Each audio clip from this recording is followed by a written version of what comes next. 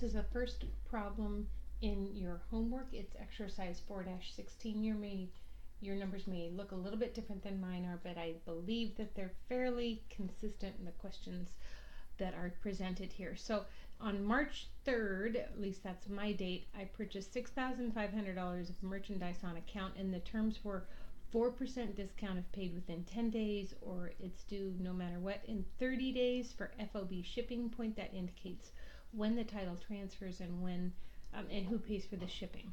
So it says the supplier has prepaid the freight charges of $100 in amount and added it to the invoice. So all we have to do is say, well, we're getting $6,500 of inventory, but it's going to cost me $100 to get it in there. So my inventory amount is going to be the $6,600, $6,500 plus $100, and it goes on accounts payable because I didn't pay it in cash. The second thing that happens is I'm going to return some of the damaged goods to the supplier and get a credit for $500. So in this case, I don't owe them the $500, so I'm going to take that out. See how that was an increase? The accounts payable debit is a decrease. I'm also going to decrease my inventory. And then finally, when I pay for the goods on March 3rd, then what happens here is I have to look at this and say, did I pay it within 10 days? And I bought it on the 3rd, paid for it on the 12th. So yes, I did. So I'm going to take the amount that I owe them. So in this case, because the inventory was originally $6,500, we don't get to count the shipping charges, but then we returned $500. So really, in actuality, the inventory that I have in there is $6,000.